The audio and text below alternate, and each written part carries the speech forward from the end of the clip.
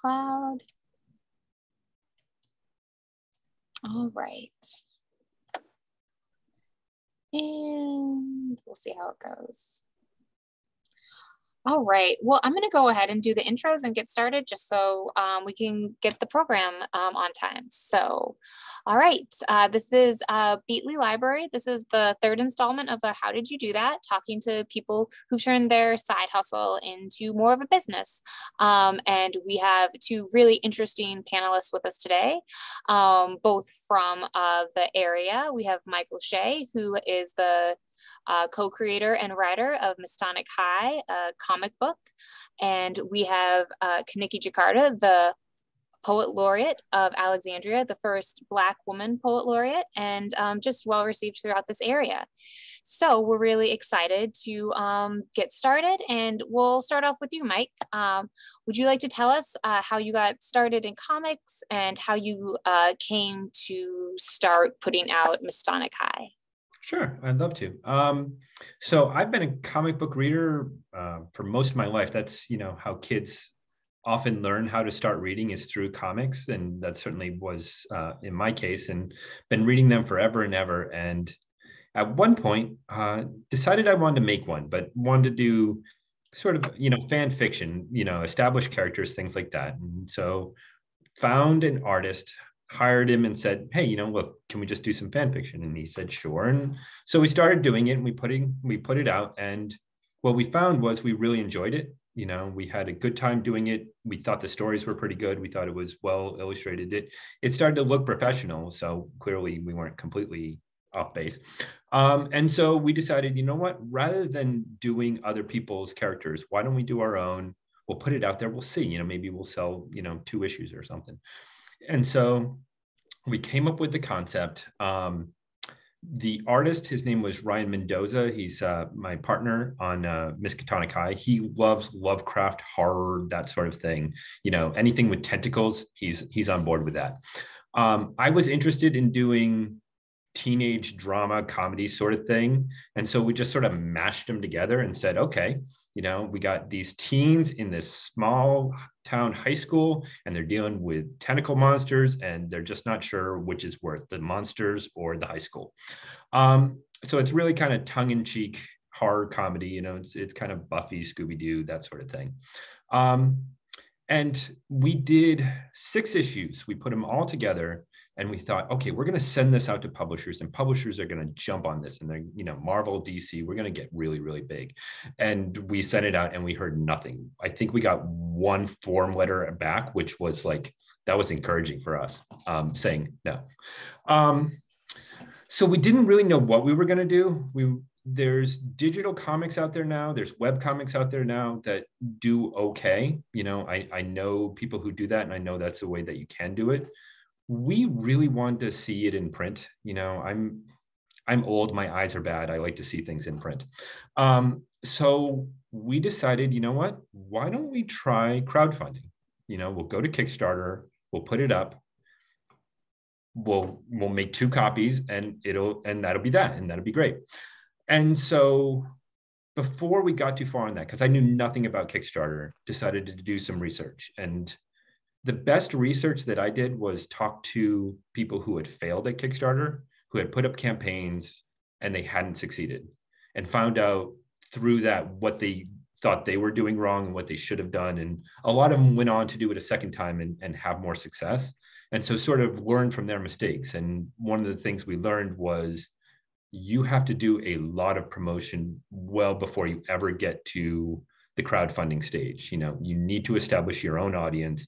You need to foster that audience, encourage that audience, find that audience. And once you have that audience, then think about actually making the thing. And so that's what we did. We took 2 months, nonstop social media, doing it every day. Just from the moment I get up, I have 5 minutes. That's my social media time. I'm doing Twitter, I'm doing Facebook, I'm doing Instagram, whatever it takes, just every day, do it. There's lots of days when I don't want to do it, but you just do it. And so by the time that we launched our first one, we thought, okay, realistically, maybe we're going to get 100 people. Realistically, maybe we're going to raise $1,000 to make this comic book come to life. And we ended up over 30 days bringing in 400 people and raising over $4,000. And Wow.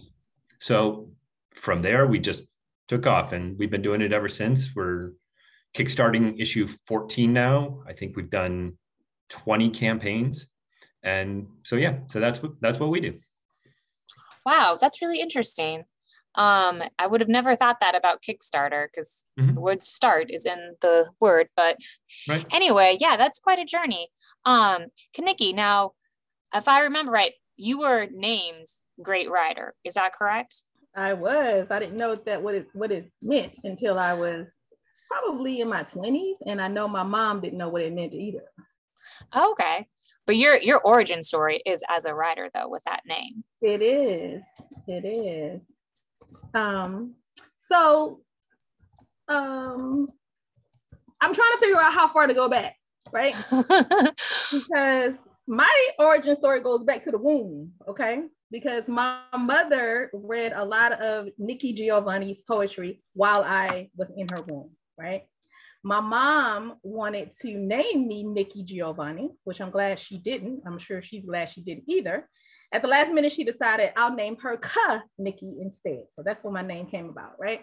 Good thing she didn't, because Nikki Giovanni is very much a very popular and known poet now in her 70s, and we would be getting mixed up, right? Because who knew that I was going to be a writer? So good thing my mom did, name me KaNikki instead, right? So that's where my origin starts.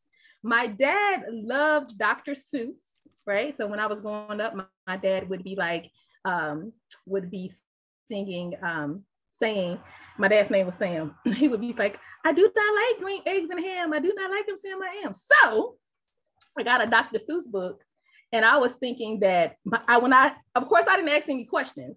I was thinking that my dad was Dr. Seuss, right? Because I got green eggs and ham for Christmas one year, and I was looking, and I'm like, my dad's Dr. Seuss, right? I never asked, but I always thought that's what my dad was Dr. Seuss. So, and he liked Maya Angelou. He never said that he was quoting Maya Angelou poetry. He would just say it all the time, and then we would in turn say it back. And then when I started to get a reading habit, I was like, wait, this is Maya Angelou, right? So that's where my story actually began. I started to write poetry when I was in elementary school. I went to a private Christian school in Mobile, Alabama called Bethany, that no longer exists.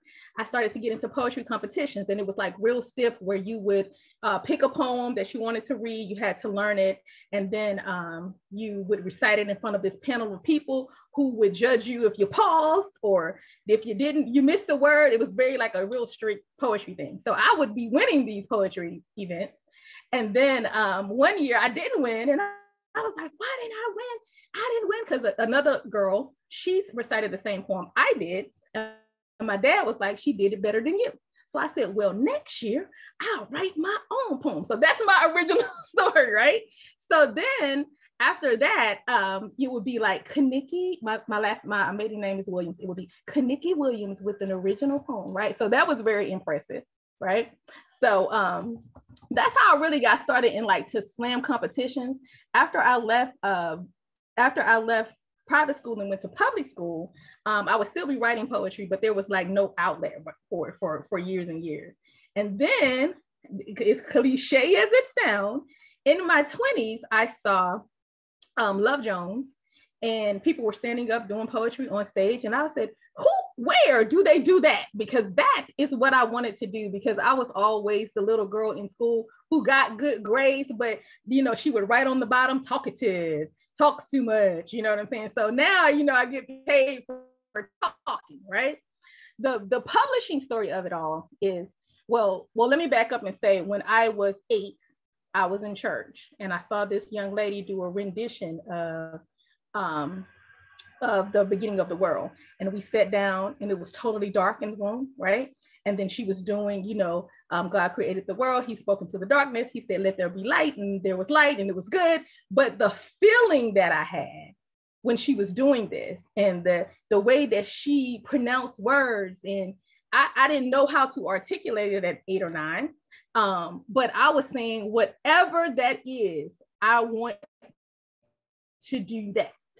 So now I've learned that I'm starting to, evoke those things now in people.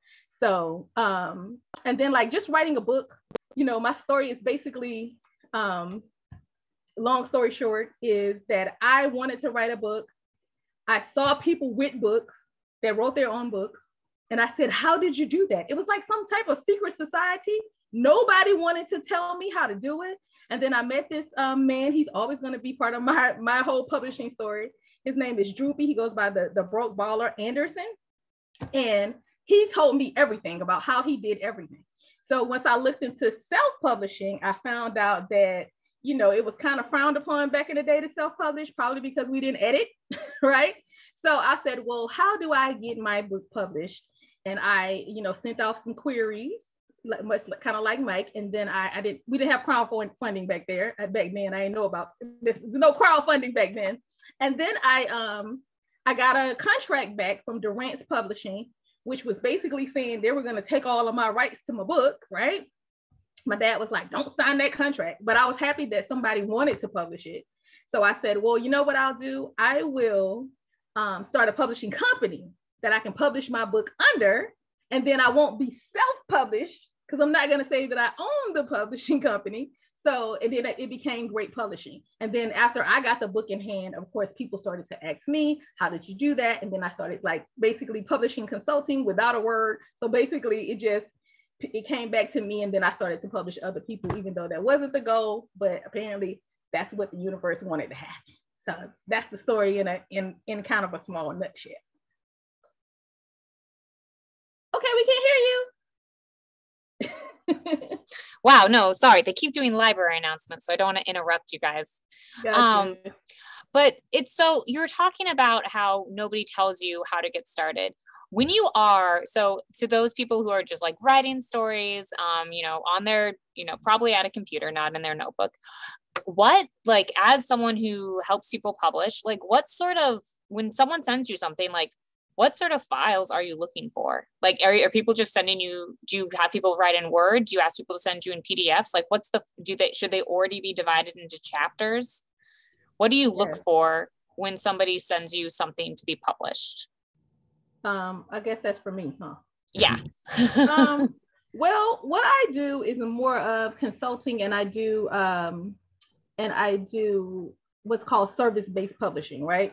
Okay. So it's basically kind of like self-publishing, but I'm doing it for you, because once I tell you all of this information about all the stuff that you have to do to publish, then they say, I don't want to do all of that. So I can do it for you, right?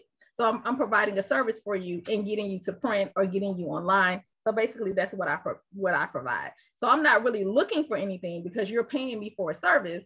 When you are publishing with a publishing house, they're looking for something they can sell. I'm not selling it. They are selling it. Right. So I'm looking to make sure that it's a book that is going to go well under Great Publishing, because I want to publish great writers. So I want to make sure that it's edited well, the story is told well, and it's laid out properly. So that's basically what I'm looking for. Okay. How about you, Mike? When you're writing a comic book, what sort of file formatting do you have to write in it in order to, before you send it to your illustrator, or before you send it to an editor or something? Right. So in comics, there's kind of two styles of formats for a script that you can do. That's what's known as full script, which is when you basically are telling the artist, okay, there's going to be 5 panels on this page. This is going to be the big one. That's going to be the small one. This is what happens in here. And then you write the dialogue for that panel as well. And you really do that for the whole issue. The other style is called Marvel style, which developed from Marvel Comics, which was the writer sort of writes a stream of conscious story, saying, okay, it doesn't matter the format. It's probably going to be just like a short story, but not too polished. And then you give it to the artist, and the artist breaks it down and says, okay, I want this to be a big panel. I want that to be a small panel. I want this to be its own page. I need to break it up into 24 pages or whatever it is. It really puts it on the artist to become a storyteller, or a bigger part of the storyteller. And both are fine. I've worked with different artists, and different artists prefer to work in different ways. Some like a full script, some like a Marvel script. To be perfectly honest, there are so many people who want to write comics, and there aren't enough people who want to draw comics or want to draw comics for people who want to write comics, that if you can find a good artist and they have a specific way that they want it, do it the way they want it. That makes sense. Mm-hmm. How do you, coming off that, how do you make relationships with or like Illustrator? Is that people who draw comics, you call them illustrators as well? Yeah. Okay. Right. So how do you forge relationship with illustrators?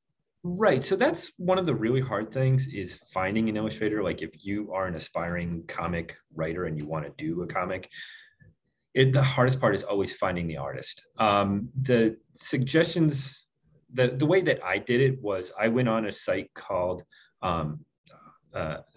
DeviantArt, which has kind of fallen by the wayside over the years. Basically, you go where the artists are and they're putting out. Instagram is a great place where people are putting it out. Twitter is a great place where people are putting their art.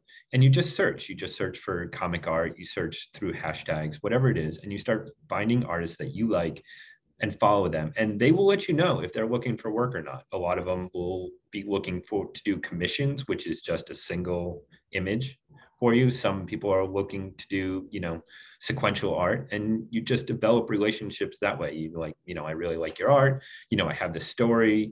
And then assuming that the artist wants to do it, then you get into negotiating a contract. Interesting. We'll come back to those negotiations. KaNikki, so I know that probably art doesn't play as large of a role. I mean, there is cover art that you put on books that you contract out, correct? Yes and no. Okay. I happen to marry a graphic designer. Oh, isn't it great? In-house. So in the beginning, when I started, I wasn't married to my husband when I did my first book. I met this guy who was an illustrator, and he did like pencil drawings, and he wanted to illustrate for me. So he illustrated one of my first books.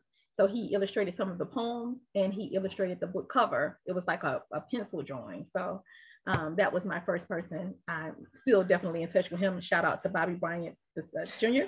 And so then I married a graphic designer. So all of my books from then forward were all designed by my husband. So shout out to Marquis Mix, who's also available for hire. Great. So along with or providing art and illustration for works, does editing come into? Now, I am not a writer of any form, and poetry is something I enjoy listening to, but I've never attempted myself outside of the school assignments. Do you talk to an editor when you write poetry? Or do you talk to people about how do you lay out your collection? Do you collaborate in that way at all? Or I know how to lay it out myself, but I do hire an editor, because for some reason, you can never out edit your own work. I don't know what happens. I can edit other people's work, but I can't edit my own. So, of course. How do you, it seems like editing would be a very personal process with writing. How do you develop a relationship with an editor? Is it better to have one that's just business?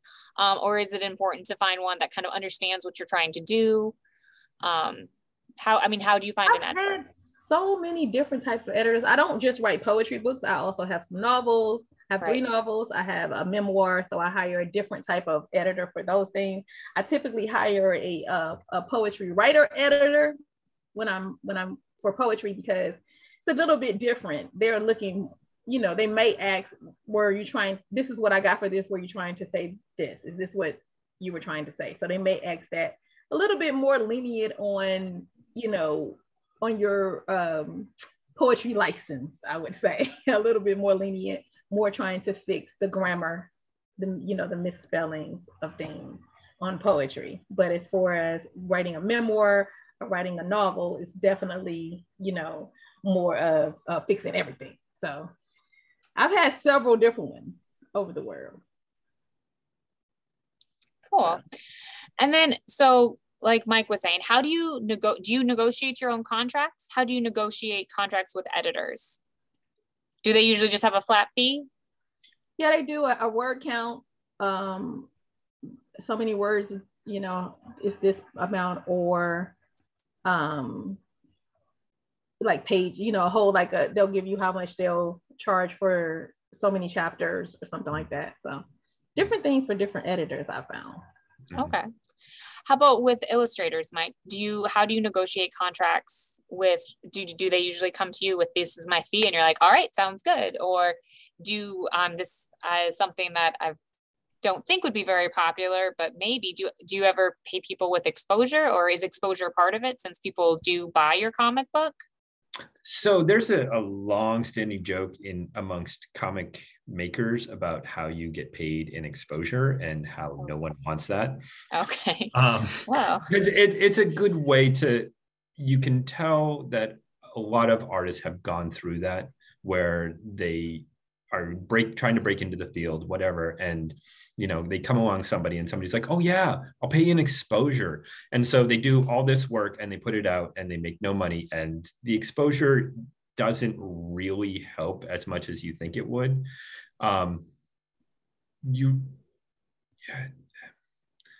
It might bring some people into your follows, but you probably would get a lot more just posting things on Twitter and Instagram and generating your own follows that way. If you want exposure, get your own exposure. It'll be a lot better and they will follow you where you go. For illustrators, it depends. So I've hired a number of illustrators over the years, and each contract is different. So some of them want to be paid a page rate, which is fine. Some of them do just the black and white work, and then you have to hire a separate colorist. Some you pay a page rate, but then also you have a profit agreement after the thing is published. I've seen a lot of it. I've seen a lot of comics go down the drain because of fighting over money.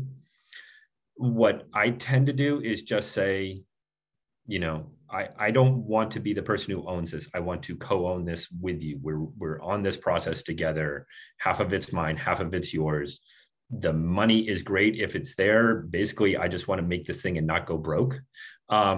So if you are upfront with artists, if you are clear about artists, and if you are clear about the money part of it with artists, it happens so rarely for them that I think they appreciate it. So yeah, and then there are a number of contract templates that you can find online that basically say, this is the agreement.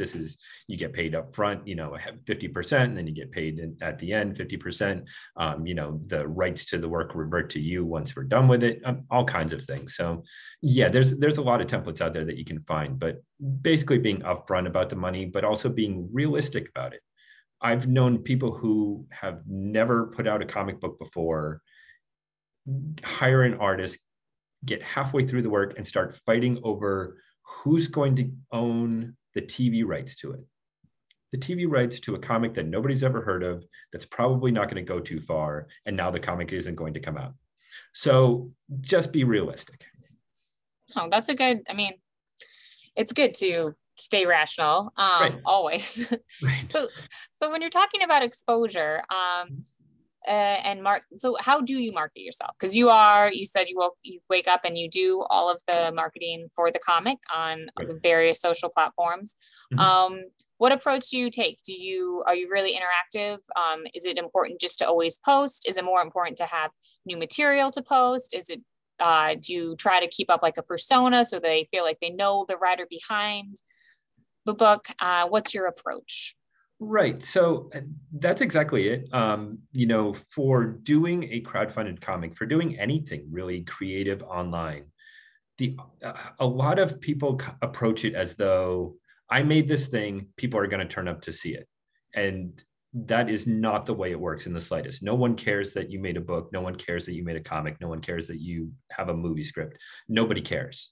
You have to convince them to come and want to take an interest in it. And the process starts, it's really thinking like a marketing person rather than, okay, let's say I made a Conan-like comic book about a barbarian or whatever. You can't just say, hey, I made a barbarian who, instead of wielding an axe, wields a net or whatever. That's not enough. That might be the way that you think about it, but what you need to do is think about how the audience thinks about it. What's going to convince them to not look at the 100 other projects out there that are competing for their attention? What makes yours unique? What makes yours interesting? What's going to make them want to find out what happens next? And it's thinking like that. And so what we did was we were a tongue-in-cheek horror comic. So we relied on humor. We relied on monster images. We relied on making it funny, making it clever, making it that, and just putting this out in social media. Your social media voice should be the voice of your project. So if you're trying to tell people that it's funny, you have to be funny. If you're telling people that it's going to be exciting and action-packed, you have to make it sound exciting and action-packed. That needs to drive how you're putting out this information, how you're driving the marketing on it to really get people interested in it. So that's what we do. We try and be funny. We try and be, silly. We try and be, gross you out with monsters. And really that's it, come up. And sorry, one more thing is with comics, and I'm sure it's probably true with novels. I don't know if it's true with poetry books, is you need to develop your elevator pitch. An elevator pitch is the one line that's going to sum up your entire thing and get people interested in it. It's basically you're in an elevator pitching your book to someone who's going to get off very, very soon. People don't work on this nearly long enough. You need to come up with something incredibly clever and that sums it up and is going to get people to want to read more. So, for us, we were like, it's teens taking on Lovecraft monsters in their small town high school, and they just don't know which is worse, and that little bit of clever caught our audience. There's a brand, there's a group of Lovecraft fans who want something that's funny and something that's clever. And even people who aren't Lovecraft fans who just want, monsters and horror and teenagers. And, maybe they've come from Buffy, or maybe they've come from wherever, or Scream or whatever. And so, they will follow you. And then once you've built up this audience, we had, maybe 1,000 follows by this point. We went to Kickstarter and some of them followed us. I didn't think we were going to get more than 15 people who would spend actual money on us. And they did. And I'm amazed. I'm grateful that they did. So that's the key. It's really that social media marketing, getting out of your head, getting into your audience's head, and coming up with something that's going to make them want to follow you, spend their time and their money following you. Interesting. Okay. So KaNikki, same question to you. How do you handle your social media, or how do you market yourself? You go to school and get a marketing degree, and then you get on stage and do things. Well, I do a lot of different things, right? So I have different types of followers for different things. I mean, I host workshops, I have followers for that. And I host poetry, I have followers for that. And then I do poetry and I recite poetry, I have followers for that. And then I have novel writers, I have followers for that, right? So what I really do is try to keep up, because rule number one, marketing 101 is it's easier to sell to the same client, right, than it is to get a new one. So I definitely try to keep in touch with all of the people who buy. So, I can say, well, Mike, I can look and see you, I have a spreadsheet and I can see you bought this book, but you don't have this book. So let me just promote to you this book, right? And I try to, I do a lot of personal, my assistant always gets on me about this, right? A lot of personal back and forth with people, and then I do a lot of lives as well. I do a lot of podcasts. Podcasts are great for promoting you, yourself. And then basically with podcasts, they're not looking for you for the book. They're looking for more, like we started off telling a little bit about our origin story. So they're looking more about the story, and I have a book, right? So you're thinking about definitely the elevator pitch, definitely getting you a press kit together so you can send out to people and say that, these are things I wanted to talk about.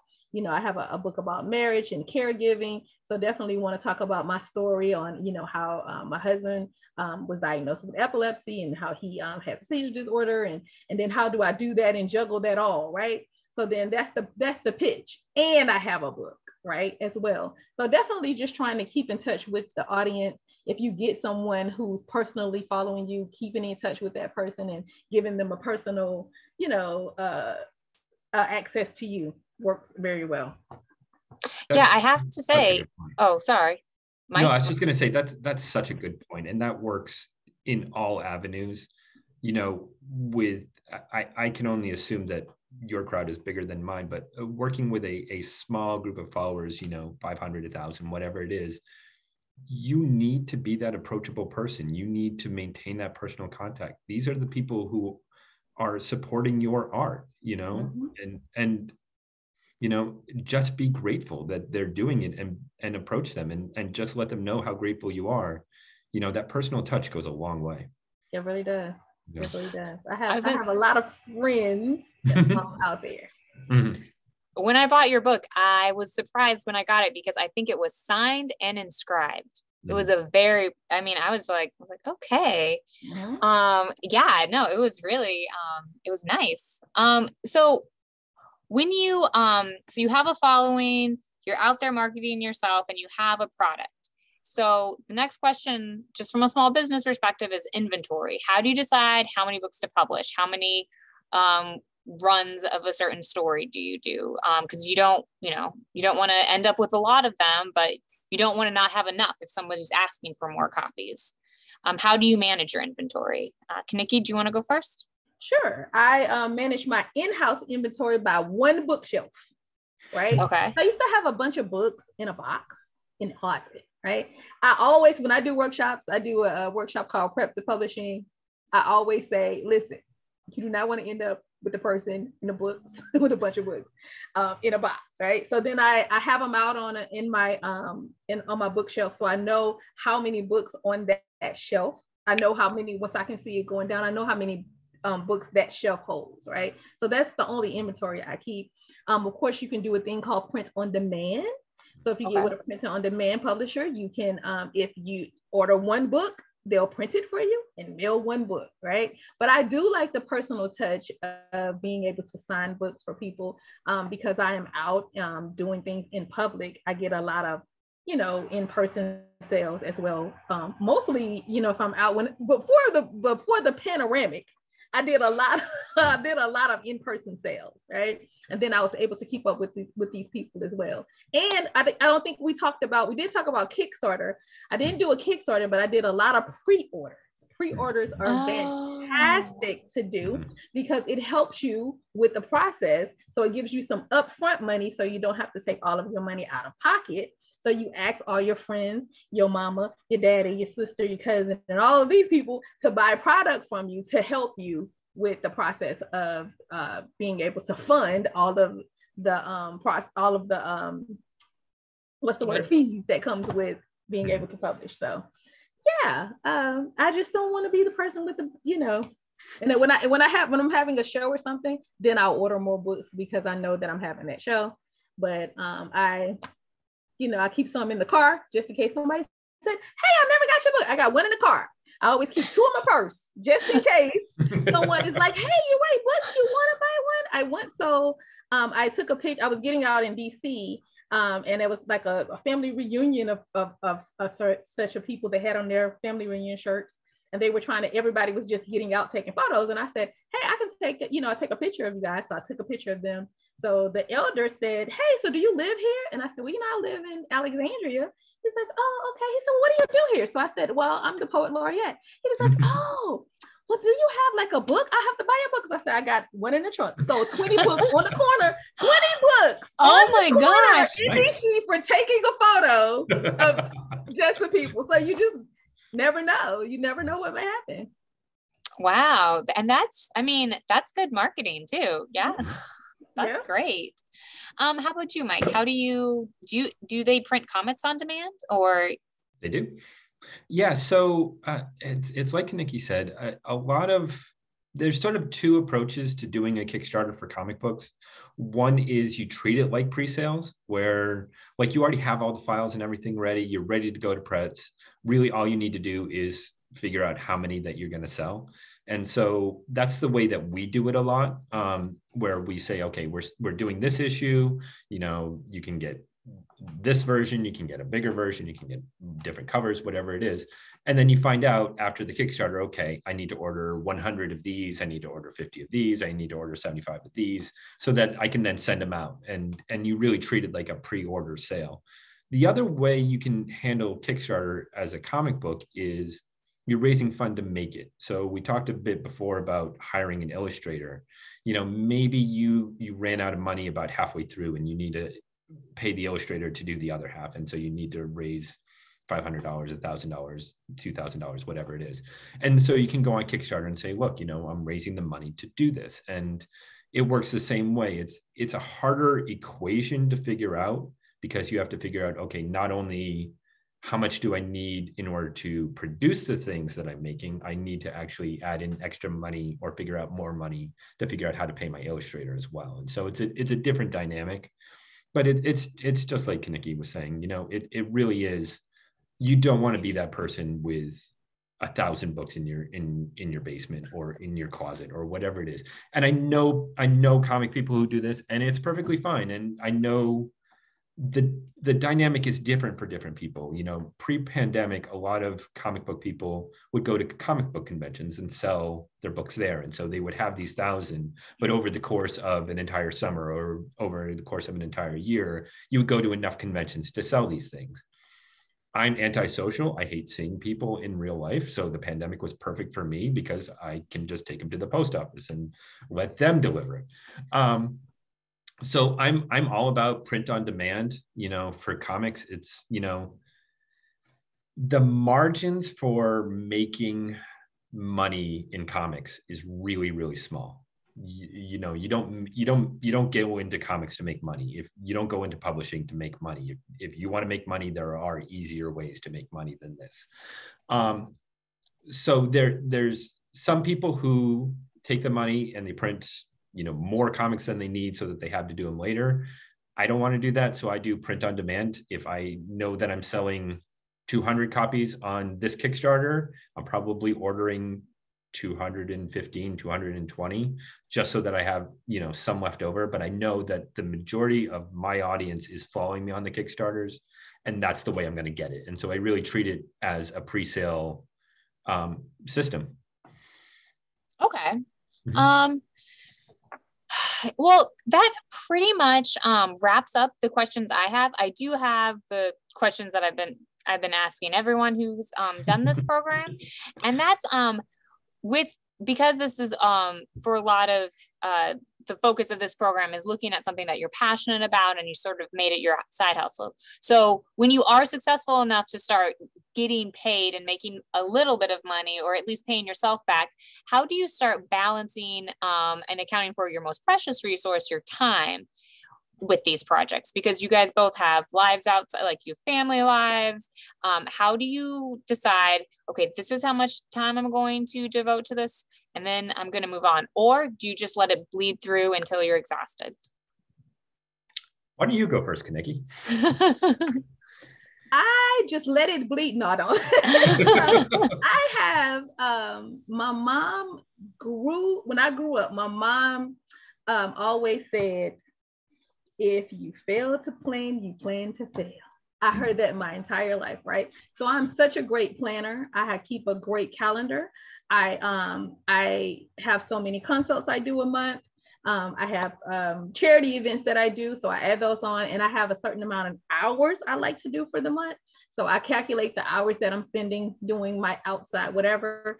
But being here and being able to do things like this and doing things virtual, it cuts down on a lot of time, because I just come right out of my bedroom, come right here, do it, go back to the bedroom. So it's like no travel time. So that has been really great. So I've been doing a lot of things online. I mean, if you're doing one thing great and you're such a juggler, something else is always going to be neglected, you know, because you can't, you know, everything, you know, we're not jugglers. We don't have everything in the air at the same time, right?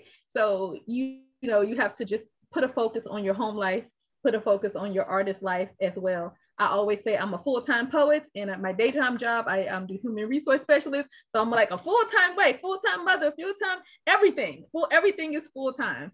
So it's just basically knowing your capacity and listening to your body and having good mental health practices and physical practices as well. So just thinking about what you want to do. I mean, I've definitely found a way. Books, you know, like Mike said, books may not be the thing that you're going to do that's going to make money, right? Most things that I do, the book is like the bonus, right? So when I go to speak to schools, it's really about what I'm talking about. You know, it's a keynote speech, it's I'm facilitating a workshop or something. So I'm getting paid to do that, right? More of getting the book sales. But now I'm able to save all of my book money for my retirement now. So I have a separate account where I put all my book money. I just pull from that when I need to print more books, put that money in there. So it's good. It's more talking about having more streams of income.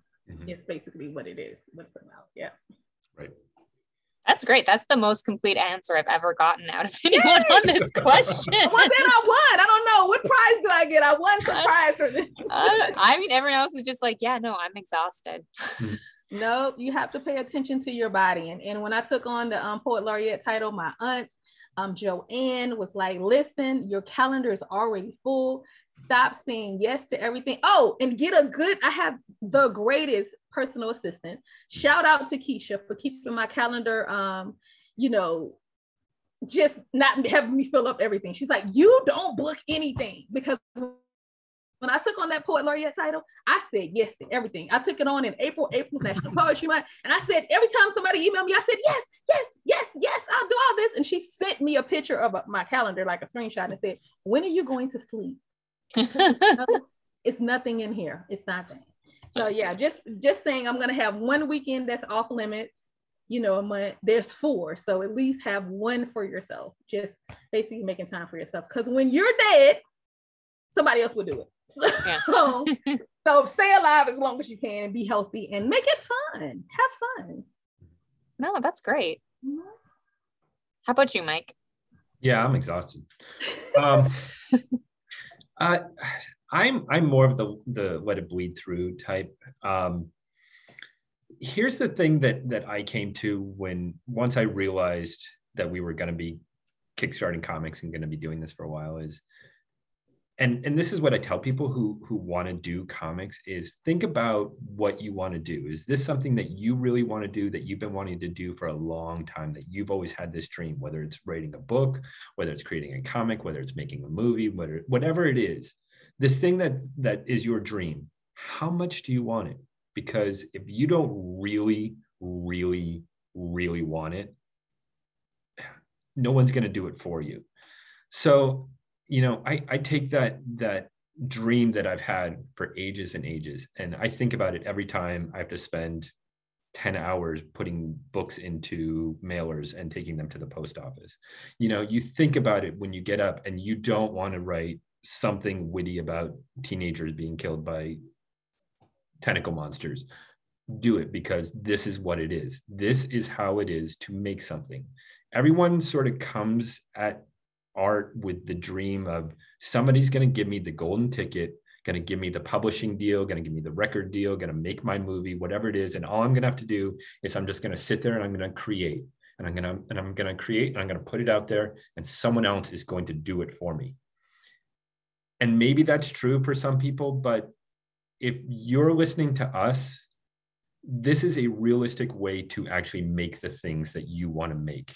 If you really want to do it, it's not taking it to Marvel and DC. It's not taking it to Warner Brothers. It's not taking it to Doubleday and they're just going to publish it for you. It's you have to hustle every day, some part of the day, to make this thing come true. How much do you want it? And for me, I want it a lot. This is something that I've always wanted to do. This is something that I'm so grateful that I found a way to do it.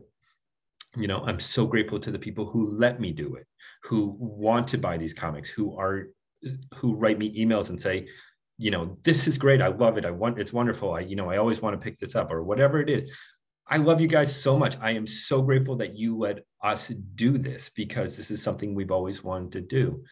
And I'm grateful that there are people out there who want to embrace art, that aren't looking for just the prepackaged things, the bestsellers or whatever, that they're willing to take chances on small books, on poetry, on comic books, on whatever it is.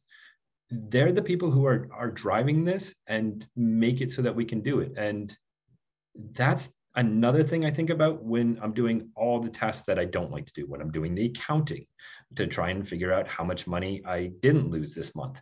You know, whatever it is that you don't like to do, you need to think about, this is making the dream. This is what it is. It's not pretty. It's not, you know, some Hollywood story. It's, you know, going into your bedroom and stuffing envelopes. It's, you know, talking to editors who are telling you, you know, this is really stupid. And be like, yeah, it is. Can you help me find a way where it's a little less stupid?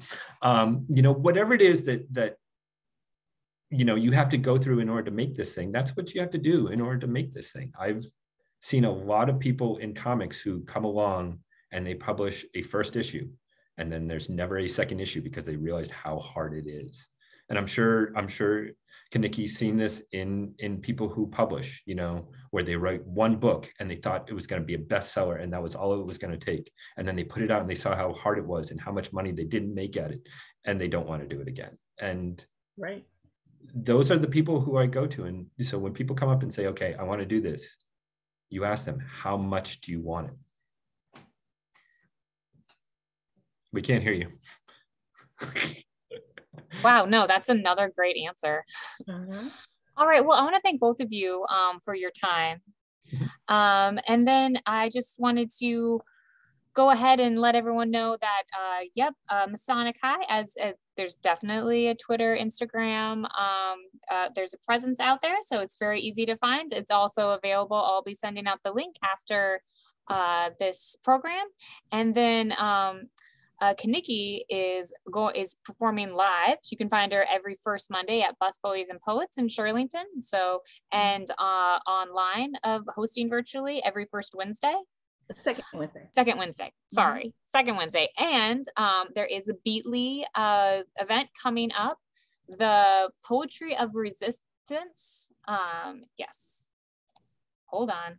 The Poetry of Resistance. It's becoming resilient. Sorry, yes. Becoming resilient when there is resistance. Yes, so that's going to be a free event. It's family friendly, and it's going to be on a Saturday. So that's going to be great at 1:00 at April 16th. So we're going to keep it in person for right now. Hopefully everything will work out fine. We're going to do it outside in the garden. And hopefully we don't have bad weather. If not, we'll move it inside. So we're gonna do it regardless. But we're flexible on how we're gonna do it. So this will be something great for all the people who like to read and all the people who like to write and recite. So we're doing like a mini workshop, a mini open mic, and a mini all reads for everybody. So definitely bring the family out. It's gonna be a good time. Yeah. And Write Like a Woman, a writing workshop for women on May 14th. And you can register for that on her website, which will also go out with all of the follow-up from this program. Yay. Well, thank you both for your time. All right. Thank you so much for having us. Enjoy the rest of your day. Thanks.